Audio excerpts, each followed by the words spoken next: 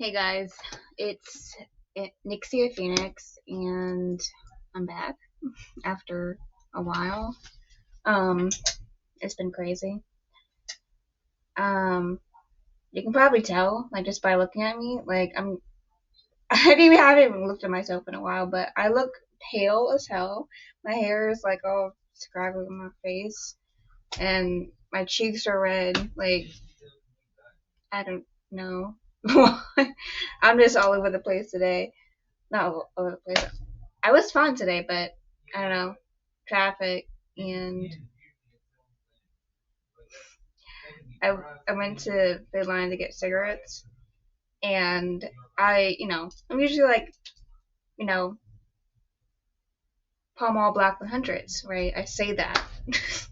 My this is when you need more focus on work life balance when you start dreaming about work, and then when you go and ask for cigarettes and you say Pause Mahal instead of Paul Mall.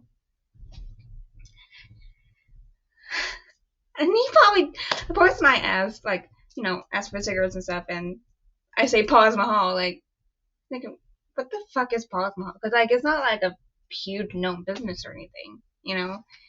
And I'm like, I work there. Like, it's not a random word or something. I'm not crazy or something, you know? I'm just, my brain is mush right now. Um, and last night, I've been having dreams about work.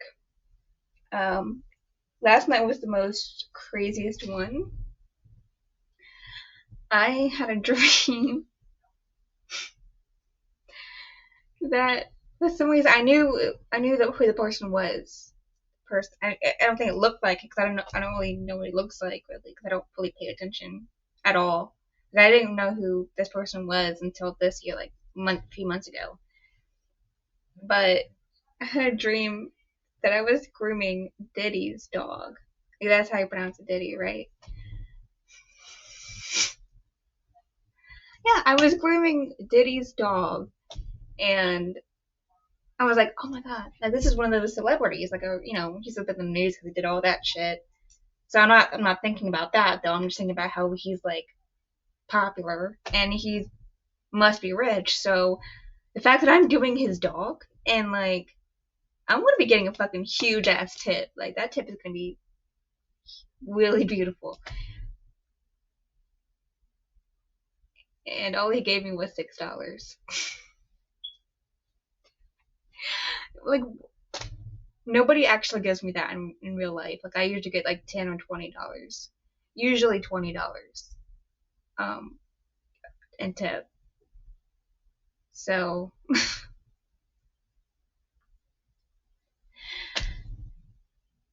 I don't know why. When I just thought about it randomly this morning when I was doing my schoolwork before work, and I texted my friend about it, and I was in the library, and I had to hold my breath, and I was like trying really hard not to like burst out laughing out loud, like literally in the library. Anyway, that's what my life is like right now. Okay, I'm dreaming about grooming Dippy's dog. That's how serious it is. Like that's I need not a mental hospital because I need balance. I need a life again. Yeah. Um, my break is coming up soon though.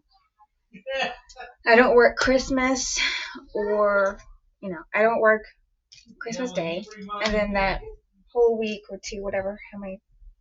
I think it's a week, and like it's 8 days in total. I think. Let me see calendar.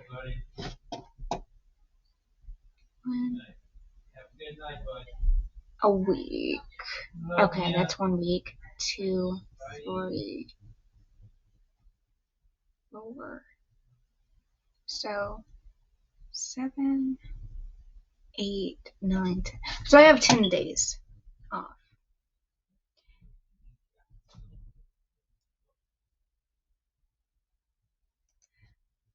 I have 10 days off from work and school. And I'm pretty sure school, because, hold on, now I'm confused.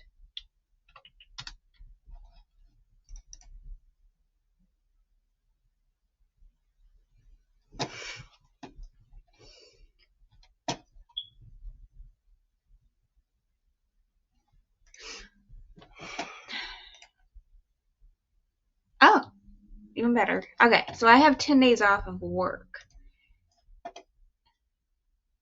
Okay, just work. Because I go back on January 5th. But I don't start school until January 12th. So I have 10 days off from work, and I have, because my last day is tomorrow for school. So 1, 2, 3.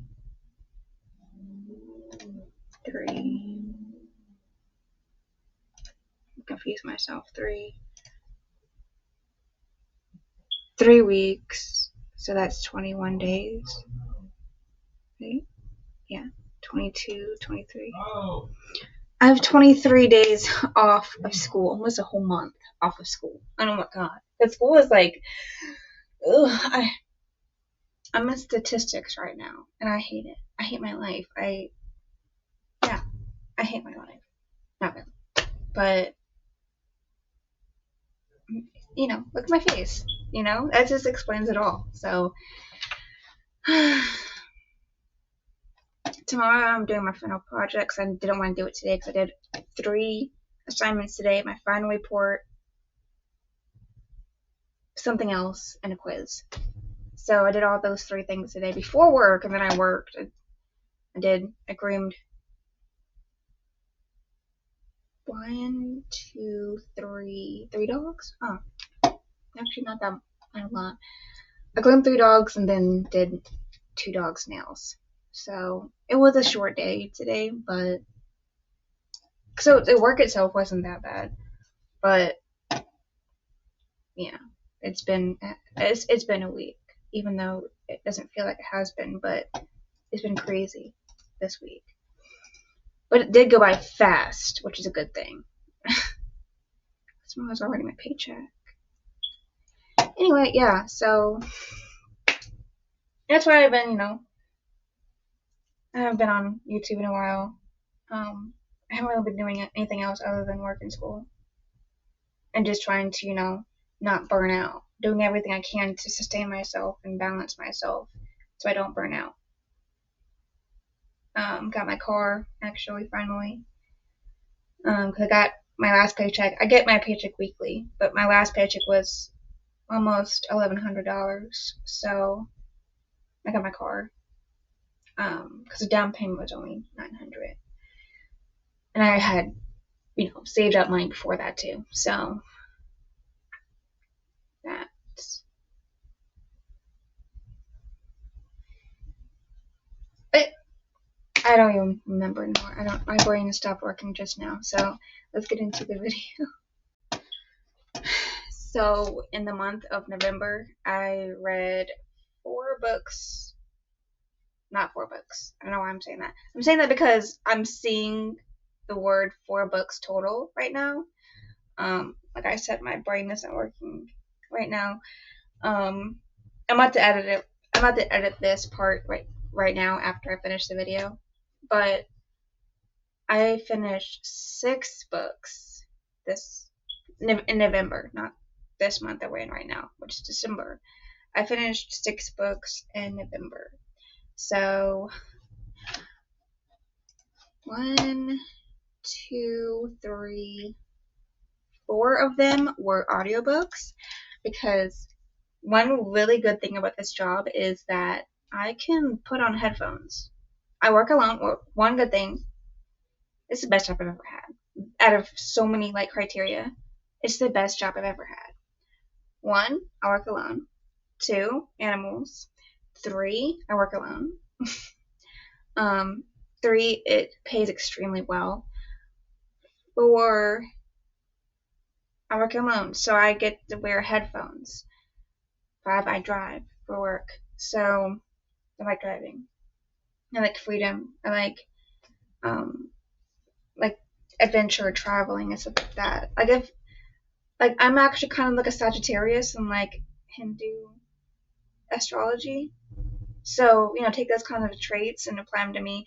I am that, but like with Capricornian energy as well.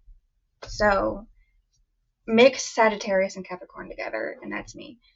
But anyway, so yeah, I get to listen to books all the time.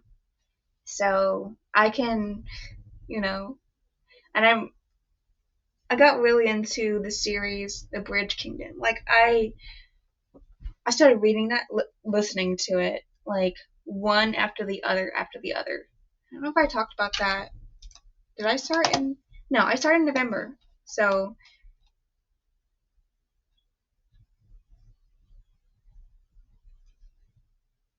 what?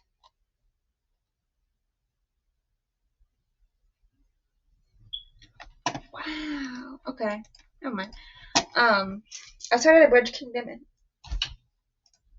November.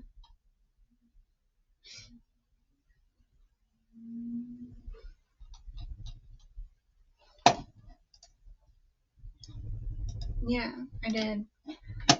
Um, I actually got, because I won a giveaway on Instagram. They were asking, what if all the criteria to meet to win the giveaway, and I did all of the steps, and the giveaway was about like,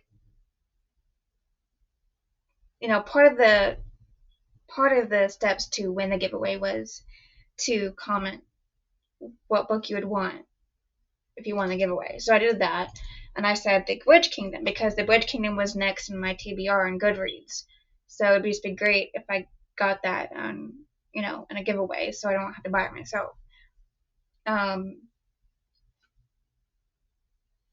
So I won, which is crazy because I never won a giveaway before that. Which is another crazy thing is that month that I won that giveaway, I actually won another giveaway on Goodreads too, and that was like I had a 0.04% chance of winning that, and I won. So that was crazy. So I got The Bridge Kingdom, right? I thought just the first book, because it's a 6-book series, or at least for right now, it's 6 books. I don't know if the author is planning on making more or not, but for right now, it's 6 books. And I'm assuming, like, I asked for The Bridge Kingdom, I'm assuming that I won the giveaway and I got one book, the first book in the series, The Bridge Kingdom. But, sometimes Audible, like, it lets you listen to the next book, like, the first few chapters. So when I finished The Bridge Kingdom in November, and it started playing the next book, I'm like, okay, cool. I wasn't expecting to listen to the whole thing. I was expecting it to be just, randomly stop somewhere and say, okay, this is, the end of the little teaser part of the book. And it didn't for a while. And I'm like, wow, this is a long teaser. Like, so I looked at it and I was like, what do you mean there's 20 hours left? Like, what? And I realized I had the whole book, the second book. I was listening to the whole book, so I was like, wow, okay. Then that happened to the third book, and I'm like, wait, do I have the entire series for free? Like, I had the entire series for free. When I finished the 5th book yesterday, I was like, damn. Because it ended on a cliffhanger. And I was like, shit. The 6th book doesn't come out until 2026. Damn. And then the 6th book started, and I was like, oh shit, there's a little teaser. And I went on for a while, and I was like, wait a fucking minute. It's out already? Like, how am I listening to this book right now? Because I could have sworn it said 2026. It wasn't coming out until 2026. And usually audiobooks don't even come out until after the physical book comes out. If that makes sense. I actually look that now.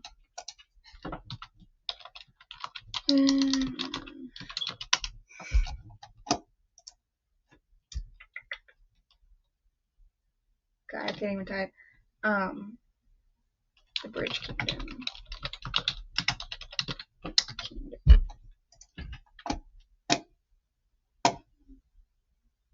Come on. Do I need to pay my Wi-Fi? Shit. I might need to pay my Wi-Fi because it's going slow.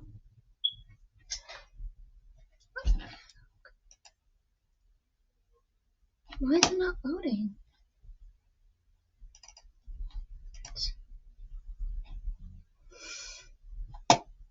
Okay.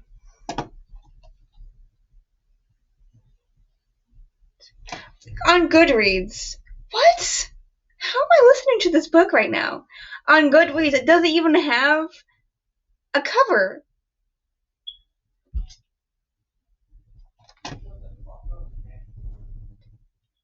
It says expected publication 2026. How am I listening to this book right now? Expected publication January 1st, 2026. So I'm listening to this book on December 18th. And then up here it says, so the Kindle edition says, for the Kindle edition, to read it on Kindle, it says January 1st. But then up here it says not yet published, expected 16 April 2026. I'm going to take a screenshot of this.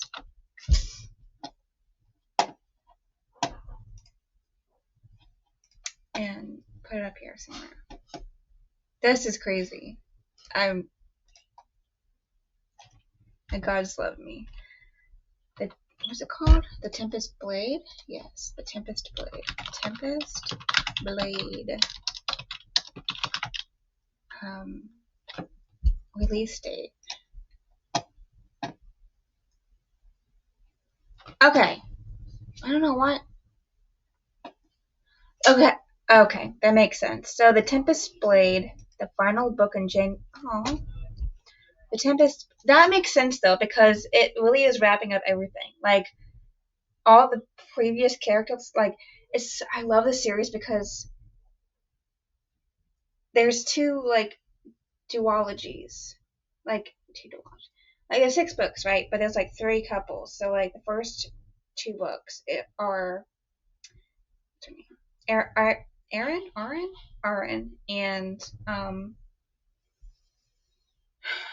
what is her name? Fuck. The first one is Ithacana and Maradrina. And the second one is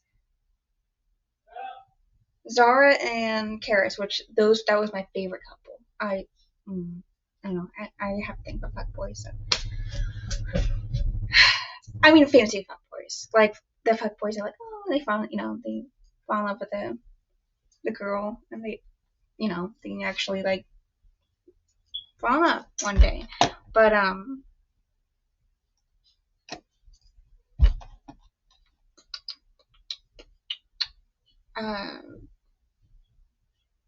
ring stopped. So, and then the last series, the last duology, is Anna and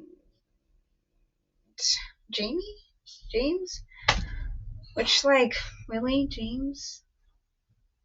Which, Herondale is kind of like Britain, like Victorian Britain. So, like Victorian Gothic. Or not even Gothic. I mean, I don't know. But, I don't want to give too much away. But,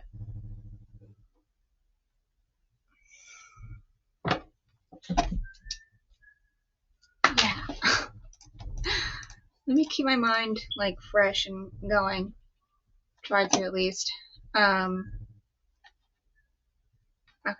So, that's how I'm listening to it, I guess. So, I listened to The Bridge Kingdom and The Traitor Queen. The Traitor Queen is the second book in The Bridge Kingdom. So those 2 books are are in. And what I was saying though is the last book has a point of view of all the characters of the previous books. Plus, so it's like all wrapping up everything, like a last hurrah, a last goodbye to all the characters. Usually, it takes so long to finish especially a 6-book series. It takes a long time. So the fact that this took me only 2 months to finish is crazy. A 6-book series, and I don't only read this series. I also read other books too. I listen to one audiobook at a time, but I read about 1 to 3 physical books at a time. So in November, I did read the first duology of The Bridge Kingdom, and I really liked it, and that's why I kept reading one after the other.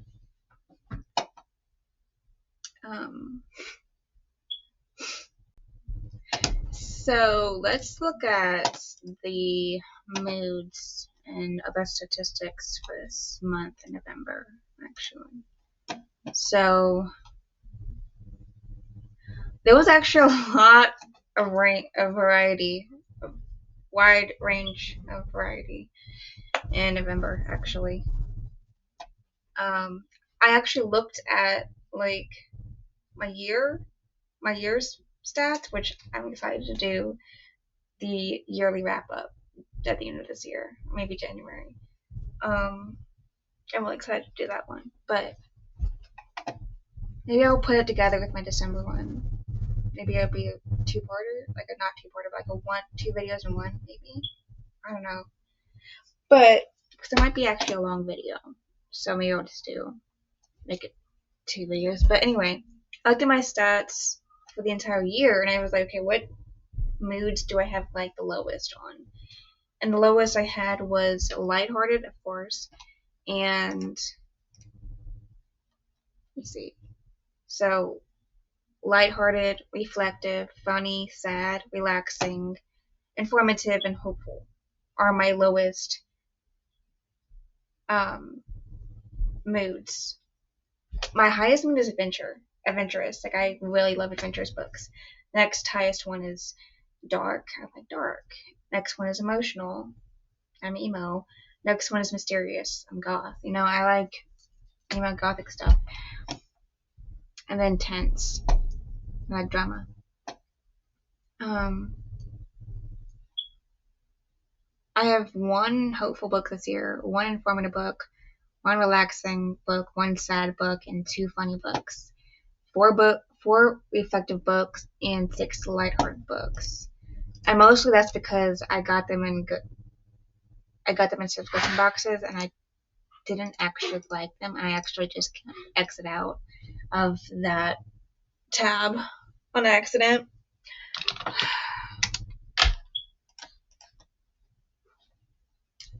Anyway, so I looked at like the stats, and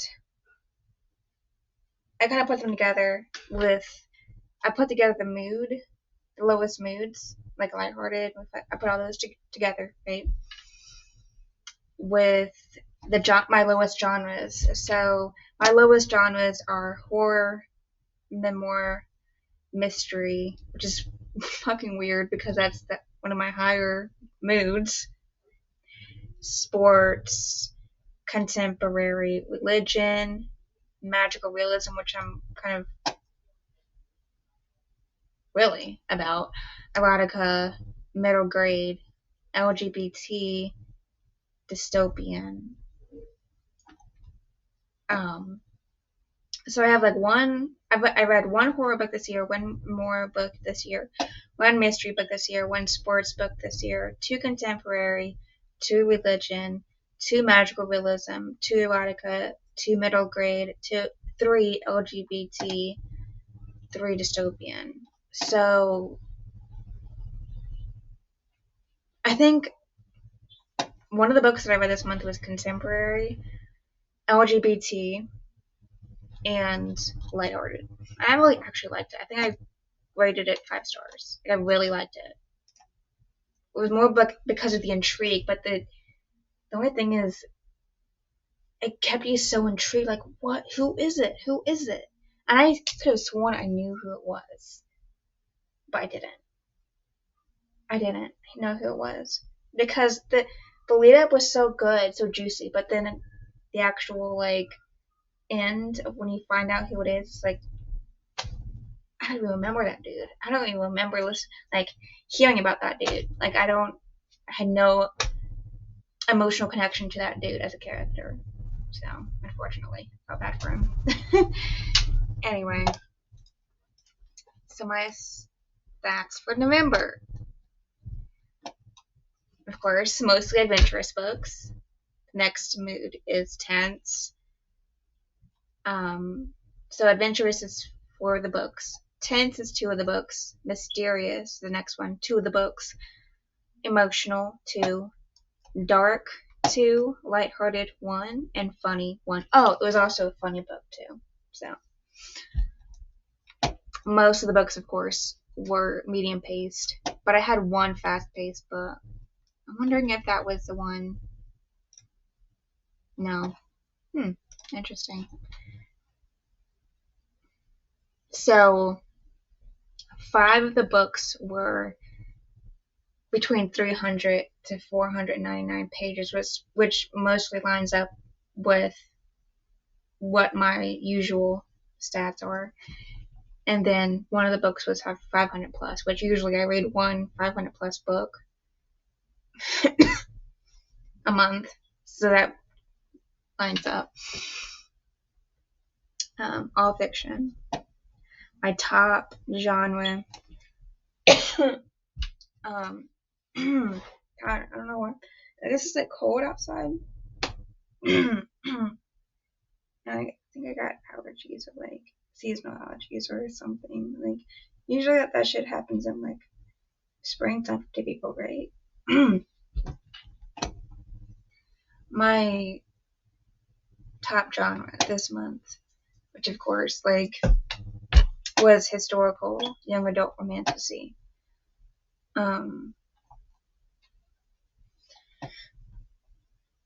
my average rating for the month of November was 3.88 star.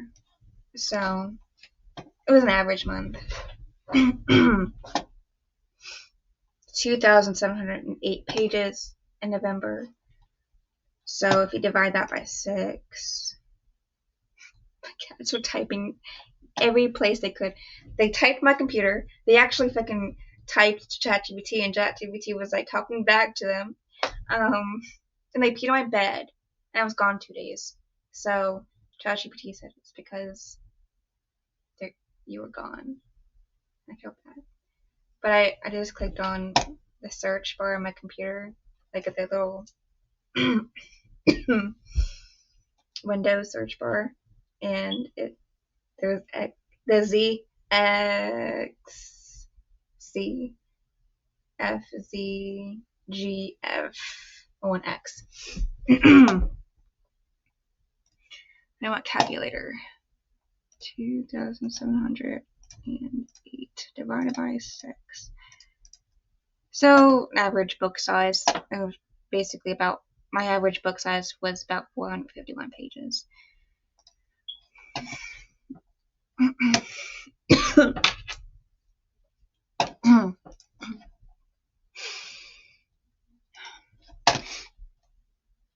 Good thing I'm not shy or like shameful. I'm like, oh my god, I'm sorry, I'm coughing on camera. I'm really sorry. Like, oh, please forgive me. I don't care. If you have a problem with it, like, become a robot. I'm a human being. Like, am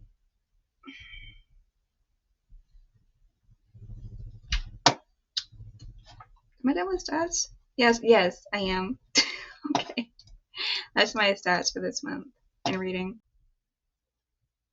So the first book I read in November was The Bridge Kingdom, which is the first book in the Bridge Kingdom series.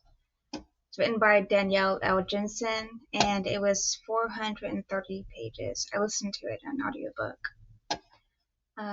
This book was first published in 2018, and it is fiction romanticy, adventurous, tense, and medium-paced. It's for readers who crave enemies to lovers tension built on forbidden desire colliding with sworn duty, themes of loyalty, betrayal, and the price of power. Ideal if you like brisk yet measured pacing, tropical isle sensuality, sharp political intrigue, and lethal attraction that simmers before it explodes, with moderate magic and cinematic action sequences. The description says, the iconic Bridge Kingdom series begins. A sweeping, sizzling fantasy romance filled with political intrigue and passionate love, from the New York Times bestselling author of A Fate Inked in Blood, which I need to add that to my TBR if it's not already. Heart-pounding romance and intense action wrapped in a spellbinding world. I was hooked from the first page, says Elise Kova, USA Today bestselling author of A Deal with the Elf King, which I need to also add to my TBR if it's not already on there. A warrior princess trained in isolation, Lara is driven by two certainties. The first is that King Arin of the Bridge Kingdom is her enemy, and the second is that she'll be the one to bring him to his knees. The only route through a storm-ravaged world, the Bridge Kingdom enriches itself and deprives its rivals, including Lara's homeland. So when she's sent as a bride under the guise of peace, Lara is prepared to do whatever it takes to fracture its impenetrable defenses, and the defenses of its king.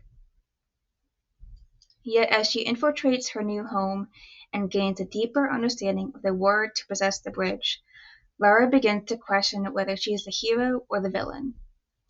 And as her feelings for Arin transform from frosty hostility to fierce passion, Lara must choose which kingdom she'll save, and which kingdom she'll destroy.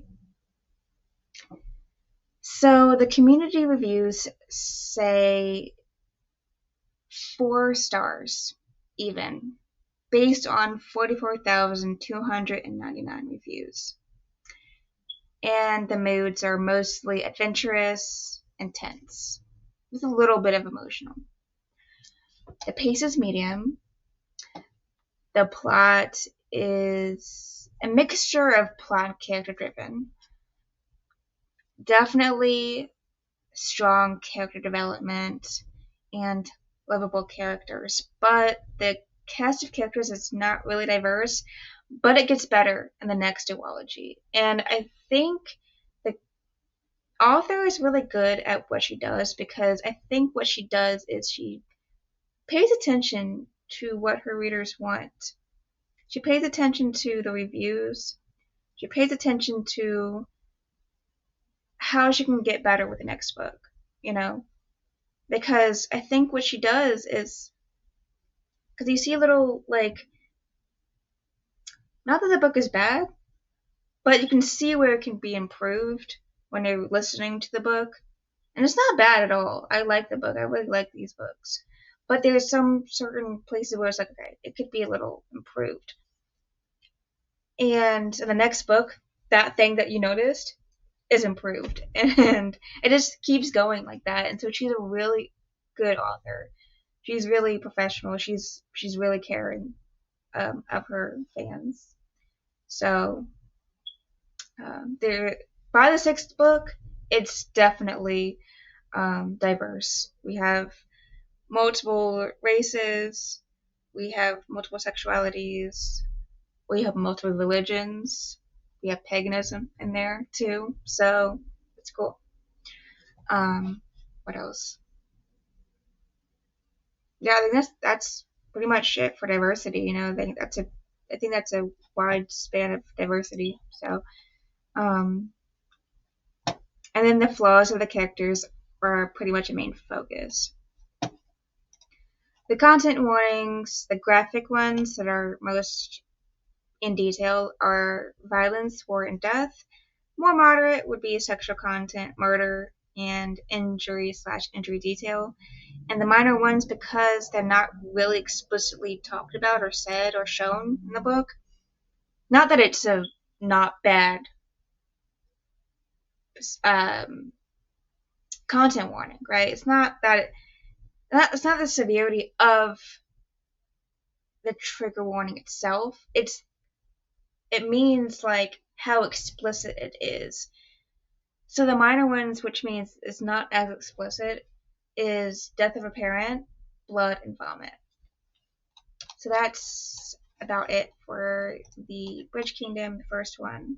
I rated it 4 stars. So I think this is going to actually be one of my favorite series this year. The first favorite series of this year is, of course, Vampire Academy. Second favorite series of this year is the Winter Night Trilogy. And then the third one is the Bridge Kingdom. So, but I think that's the only 3 series I've actually finished this year too. So,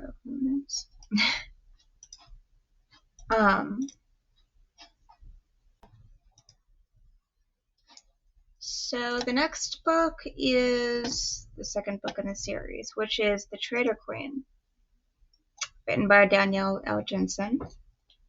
It was 416 pages, listened to an audiobook, and it was first published in 2020. So I'm glad, I got to listen to it all at once instead of having to wait, 2 years and all together 8 years, really. Yeah, pretty much 8 years.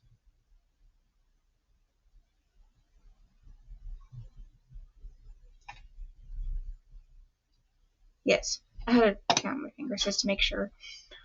The second book is pretty much the same. Romantasy, adventurous, emotional, tense, and fast-paced. It's for readers who crave fierce romantic fantasy centered on the price of betrayal and the razor's edge between love and vengeance. It's perfect if you want breakneck pacing, high-stakes emotional duels, and lush but not dense world-building that keeps the spotlight on lethal heroines, scorched loyalties, and heart-pounding adventure. So the description says, in the second novel of the heart-pounding Bridge Kingdom series, one woman fights to win back her throne, her people, and the love of the man she's betrayed. And the New York Times bestselling author of A Fate Inked in Blood. A queen now in exile as a traitor, Lara has watched as Ithacana is conquered by her own father, helpless to do anything to stop the destruction. But when she learns her husband, Aron, has been captured in battle, Lara knows there is only one reason her father is keeping him alive. As bait for his traitorous daughter. And it is bait she fully intends to take. Risking her life on the Tempest seas, Lara returns to Ithacana with a plan not only to free its king, but to liberate the Bridge Kingdom from her father's clutches, using his own weapons, the sisters whose lives she spared. Yet not only is the palace inescapable, there are more players in the game than Lara ever realized, enemies and allies switching sides in the fight for crowns, kingdoms, and bridges.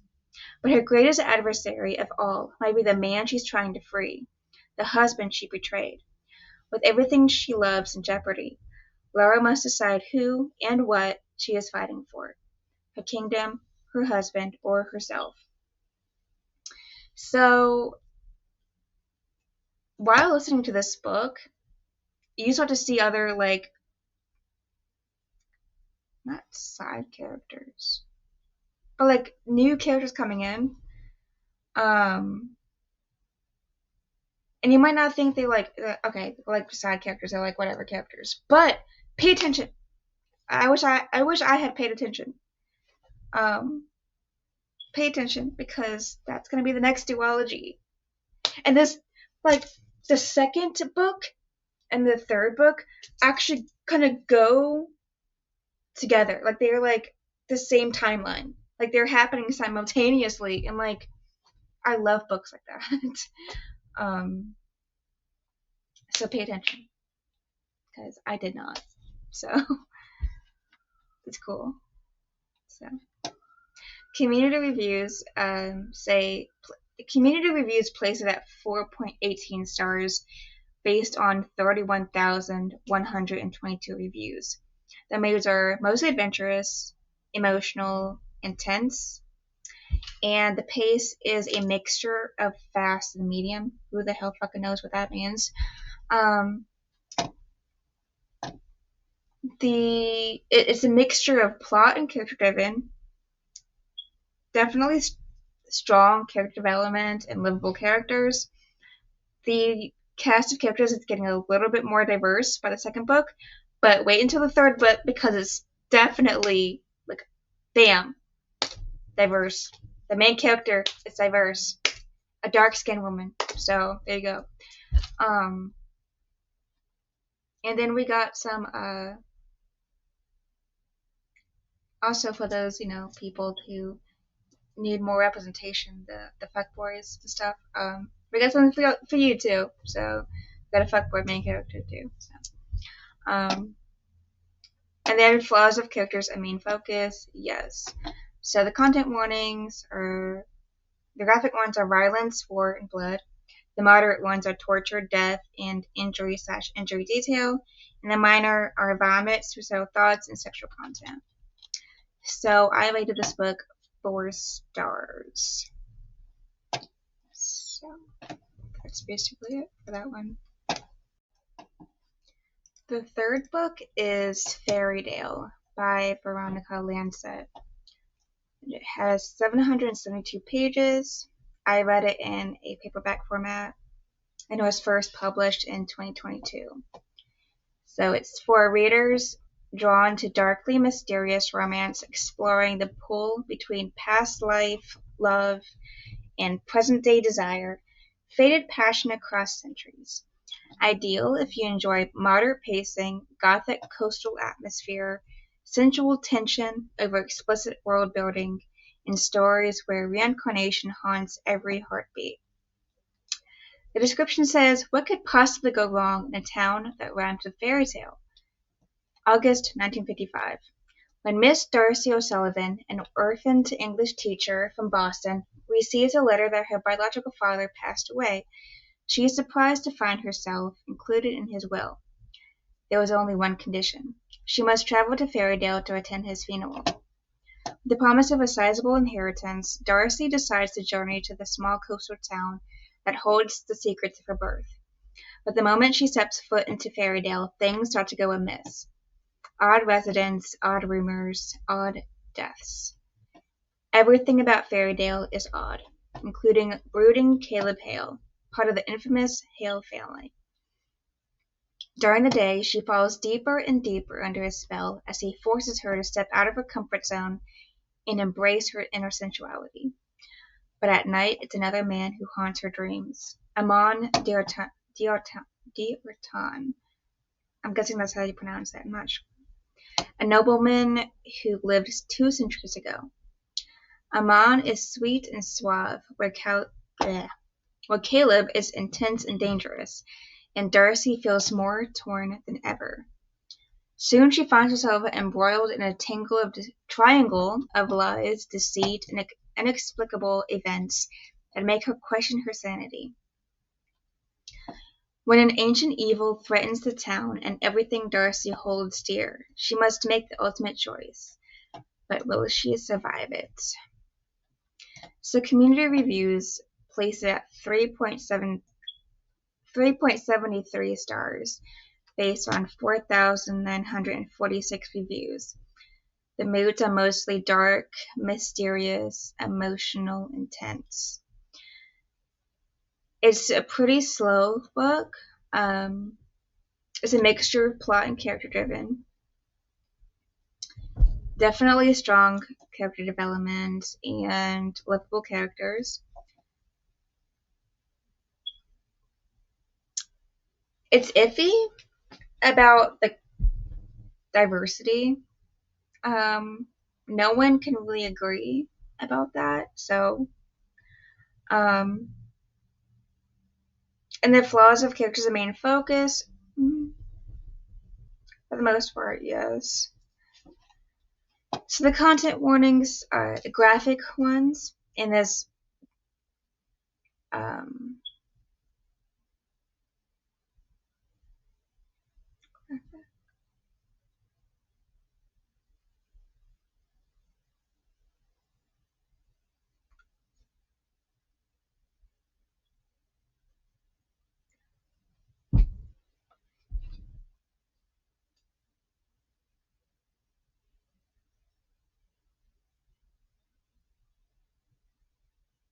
I just feel like I've already done this before, this video, but I don't know.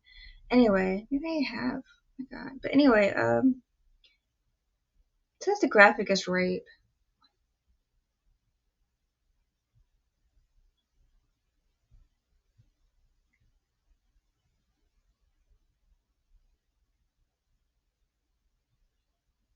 I'm trying to think. Like, I don't.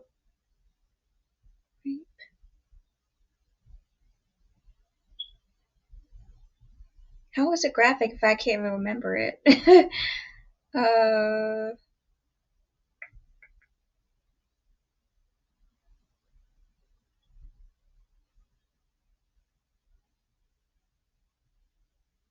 Oh. Okay. It didn't actually happen. She was given a false memory of him raping her to make her hate him and to make her question herself and him. So, it didn't actually happen, though, and I probably shouldn't have said that because that's a big spoiler, but the sexual content is very graphic. It's 5, on the spicy scale, it's 5 hot peppers. Like, I mean, it goes into very detail. There was times when I'm like, I had to put down, like, ew, you know?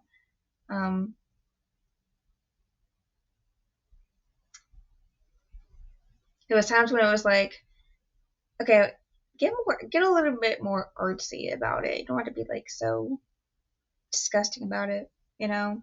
Yeah. And very graphic blood as well.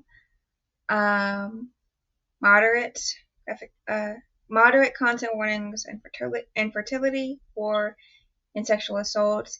And the minor ones are death of a parent, incest, and suicide. Incest. Yeah. Yeah. Okay. Yeah. So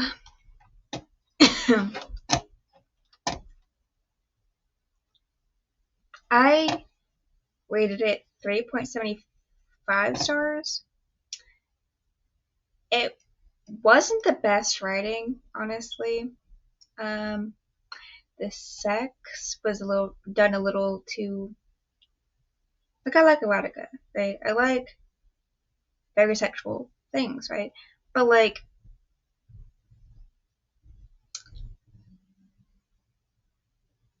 do it in a way that's like pleasing, not like cringy. That's all I ask, I guess. So, so it's historical romantasy, dark, mysterious, and medium paced.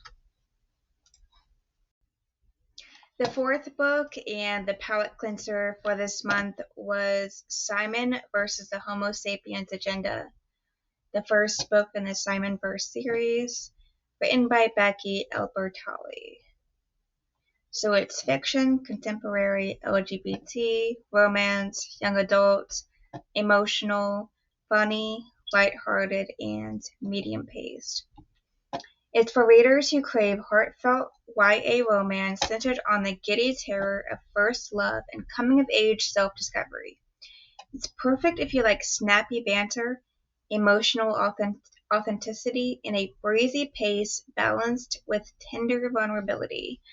Plus the fizzy anticipation, that's a new word, okay?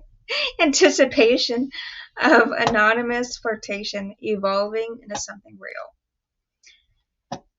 The description says, now a major motion picture. Love, Simon. I need to watch that. Starring Nick Robinson and Katherine Langford. And I didn't even realize it was a freaking movie until after I listened to it. I didn't realize it was a series until just today, basically. So, pretty cool.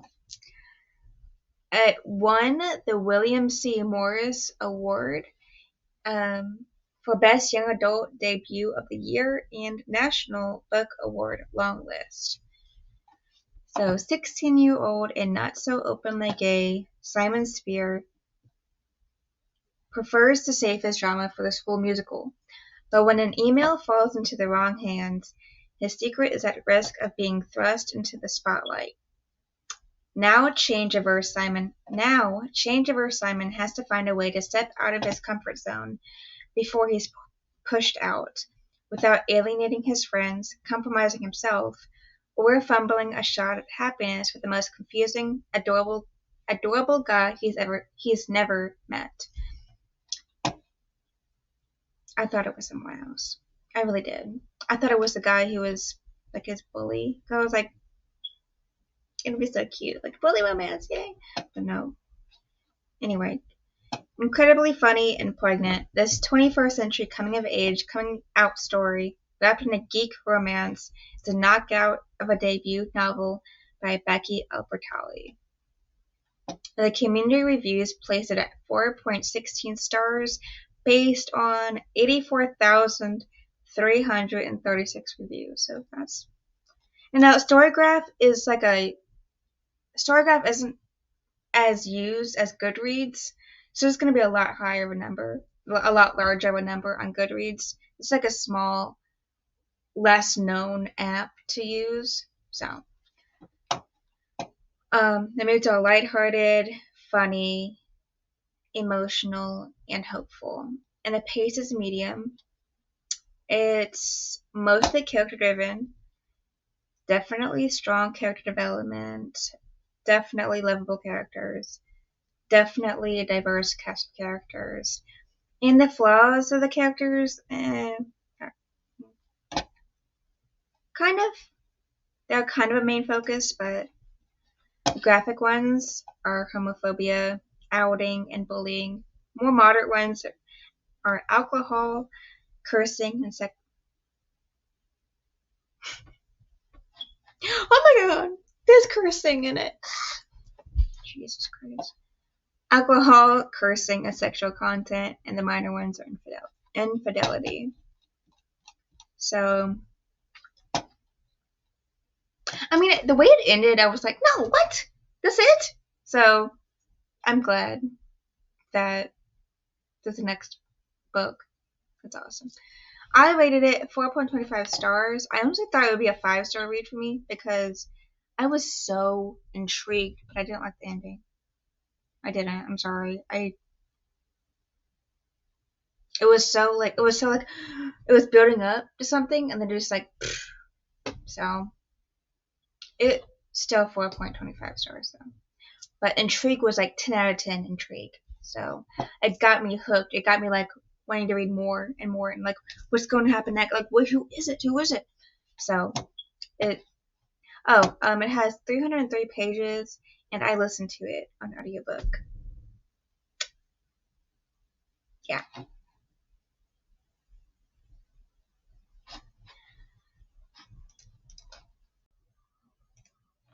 The next book is A Great and Terrible Beauty by Aliba Bray. This is the first book in a trilogy titled the Gemma Doyle Trilogy. It has 403 pages. It was first published in 2003, and I listened to it on audiobook. So it's for readers drawn to gothic coming-of-age tales about the seductive danger of awakening feminine power. It's perfect if you crave moody, Victorian boarding school atmosphere, medium pacing that lets secrets simmer, and dark mysteries where magic feels like buried longing rather than spectacle.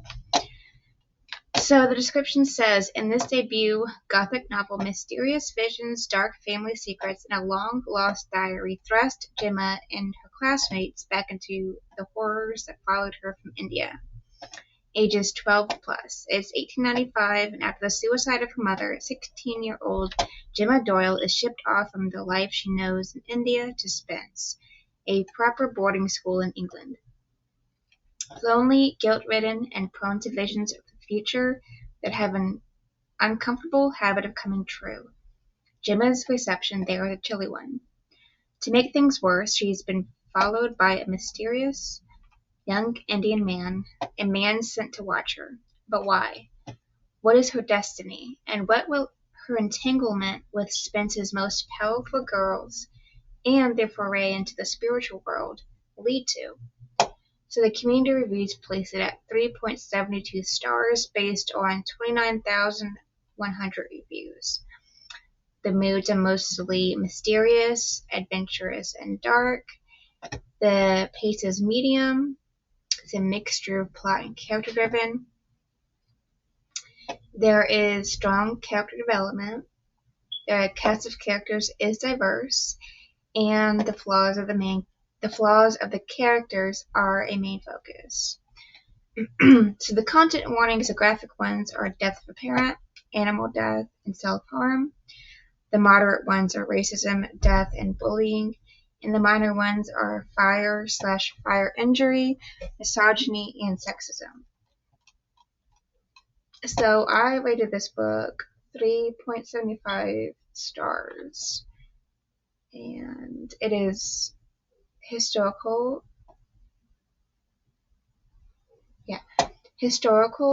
fantasy, historical young adult fantasy, adventurous, dark, mysterious, and medium paced. So that's pretty much it for that book. I did a whole video on the last book and I didn't even press record. Damn it. Okay, let's go back. So the next book and the last one of this video is The Nightblood Prince, written by Molly X. Chang. It has 378 pages.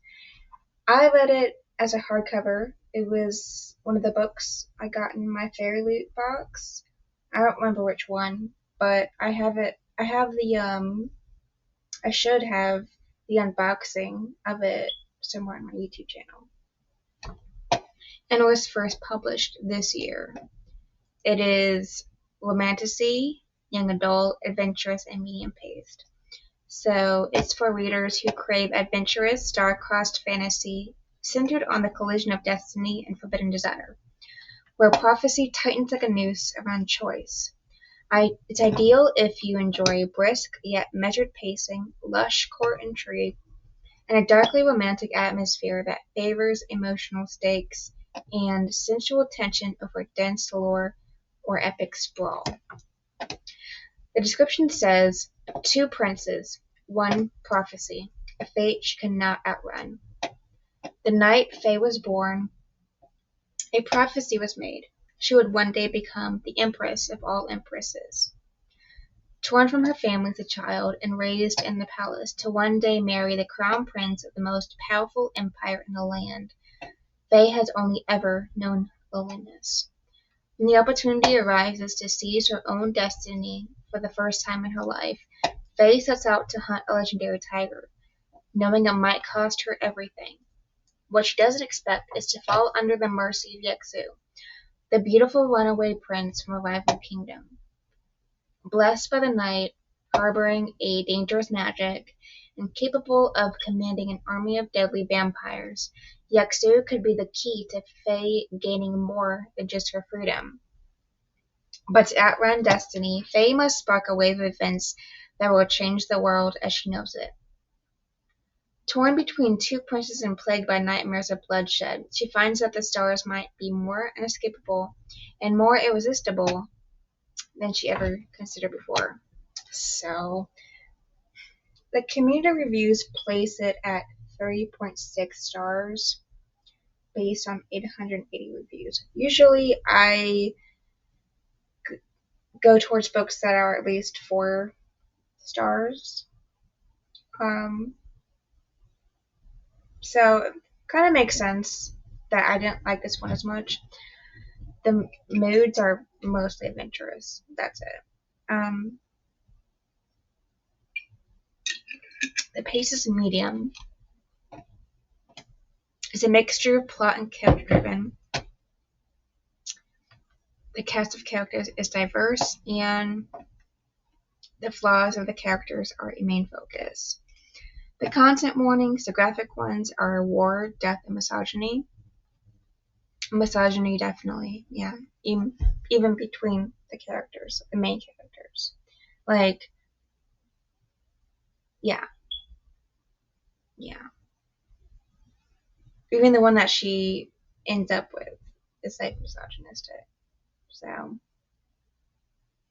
the moderate ones are blood, sexual content, and violence, and then the minor ones are death of parent, rape, and sexual assault. So I rated it 3.5 stars, and I was pretty disappointed because I was really expecting it. I was expecting it to be at least 4 stars. Meaning it was vampires and Asian and Gothic, so it was like Gothic Asian stuff, and I was like, oh my god, this is so cool. And then the letter that the author wrote in the beginning, I cried because it was so, you know, emotional and like loving, and I liked the letter that the author wrote for the special edition, but I didn't. I wanted to like it, but I didn't. So that is the last book for this video. Pretty much.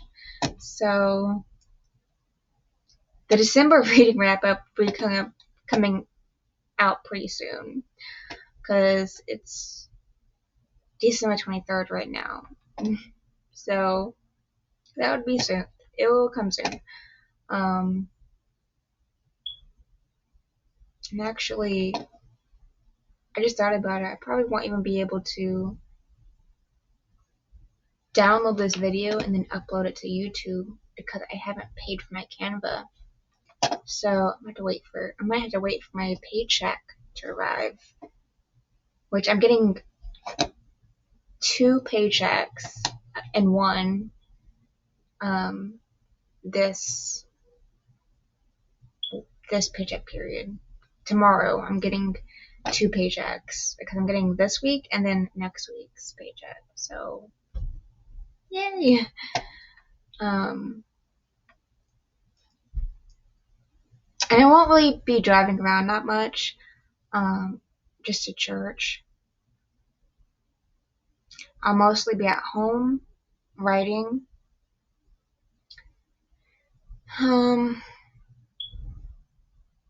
So, you know, I don't really spend that much on gas anyway, though. I know I do have to pay for my car payment, which is like $417 on Friday. Then a little bit of gas, and that's it until 2 weeks, for the next 2 weeks. But I think that paycheck was also supposed to cover the second car payment, so I gotta make sure that I save like $700 at least for my car. So anyway, I don't know why I'm talking about that, but yeah, it's gonna be like a big check, but it's because it's gonna be 2 weeks. So I'm gonna be like, oh my god, I never got to check this side before. But yeah, it's gonna be awesome. So, anyway, thank you for watching, and stay tuned for the December one, which will be coming out soon. And then a little bit after that, it will be the yearly wrap up. So that's when I talk about my favorite books of the month, and then my favorite book for the year. I won't go into detail about all the books like I'm doing right now. I won't do that. That would be crazy, because you could just go back to the different months and do that. You know, you don't need that, all that. I'll be talking about my favorite books of each month, and then all together my favorite book of the year and my favorite author of the year. How many like authors I read this year, and how many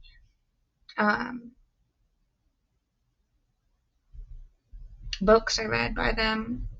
Top 3 authors, whatever, like that. Maybe my top 3 books, or my favorite series, or top 3 series. My stats for this year, my favorite genre for this year, and then my plans for next year. So yeah, thank you for watching, and stay tuned for that, and blessed be. Bye. So I wanted to do one more thing, actually. And now I just said bye, but I was just thinking about it because I was rewatching the video to edit it and everything. And I wanted to kind of check all the books, all the Fairy Loot books that I read this year, because I feel like almost every one of them just flopped. And that, like, I wasn't buying Fairy Loot books just to have a Fairy Loot book. I was getting Fairy Loot subscription boxes because I looked into it. I made sure I knew what I was getting, right? I have this, I follow this person on Instagram that kind of finds out what the book is before you open it because it's secret. Like, you don't know what book you get. It's a mystery box. And that's part of the fun of it. And I do like the objects that come in it, the little extra stuff. But the books themselves, I don't think they're good at all. I think almost every single one of them has been a 3.5-star book. Fairly inaccurate. So I kind of want to go back through this year, look at all of them, all of these subscription boxes, all these subscription box books I read this year, and kind of see. So the first one was The Floating World, 3.0 stars.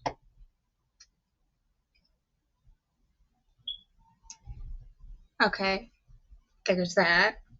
And then there is The Nightblood Prince, 3.5 stars.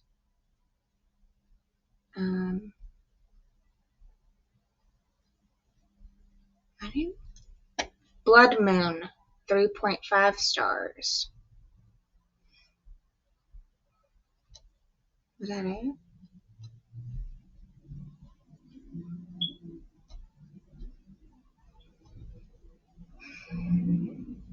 Yeah, that was it. So I only got 3 subscription boxes this year, apparently. But, well, not counting Book of the Month, because Book of the Month is hit or miss.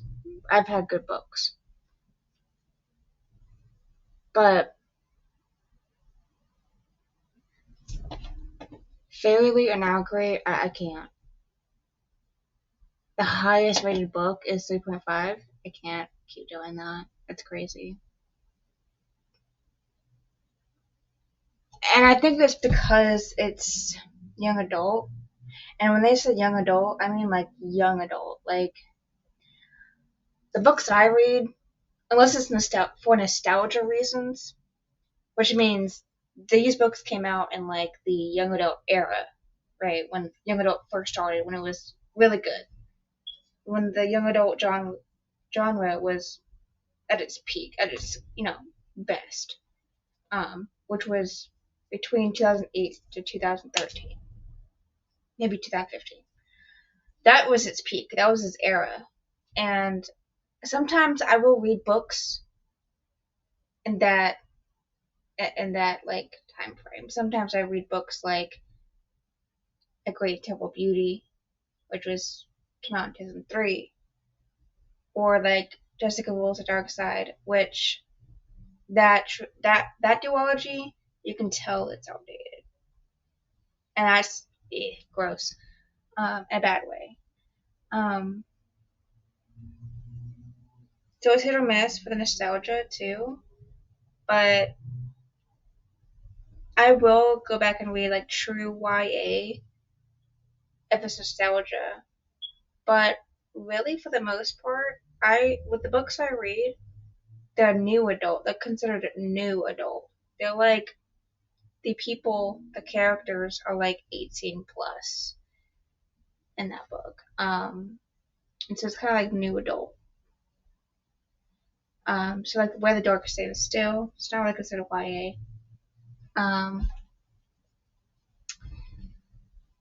Let's see, The Bridge Kingdom, not really YA at all, because it's but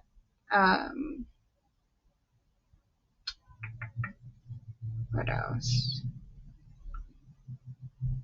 Daughter of the Moon Goddess was YA, but I did like that. I did.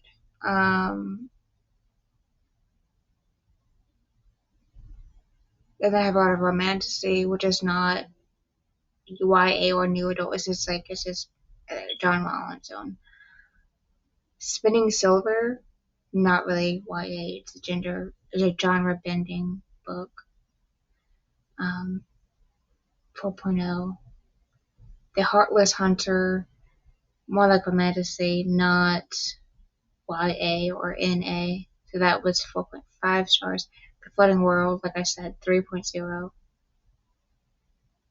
Simon vs. Homo Sapiens Agenda, I think you can consider it YA.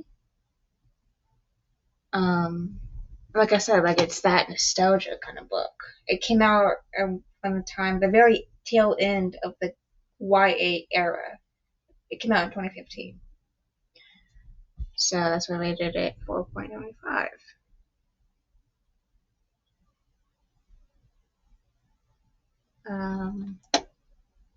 Nahia, genre bending, not considered YA at all. Really, I wouldn't consider it YA. I rated it 5 stars. The Shadows Between Us, definitely that YA like gross feeling. 3.0 stars. Soul of Shadow, that one is good. I do like that because it feels like a nostalgia YA. And I'm pretty sure the author is probably my age, or a little tiny bit older. And she probably grew up reading the same books I did. So because it just has a feeling of that nostalgia, and not like did it right too. She did it right because sometimes I remember the feeling of reading the books when I was that age, but then when I read them now, it's different. But when I read Soul of Shadow, I felt the exact same way as I did back then now. So that's why that book is 4.5 stars. Then this selection series, I wanted to try to push myself to finish that series, and I just couldn't. To Kill a Kingdom, 3.5. Delirium, I do like Delirium. That is a nostalgia YA, though. It came out 2011. Serpent and Dove, I would consider NA, okay, NA. I would consider it NA. I rated it 4.0.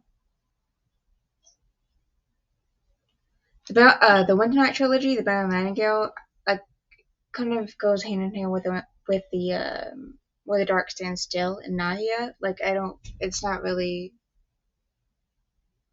it's genre bending kind of.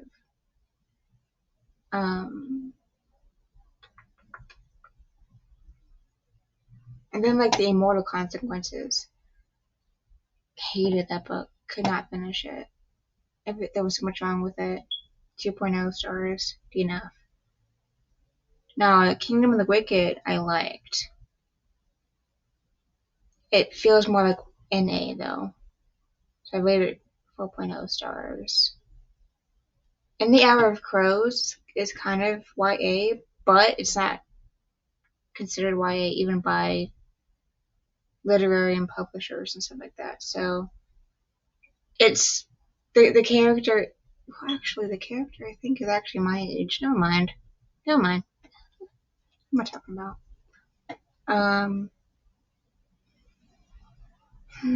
Our Infinite Fates is young adult, but I really did like it. It really has the kind of soulmate beliefs that I hold. So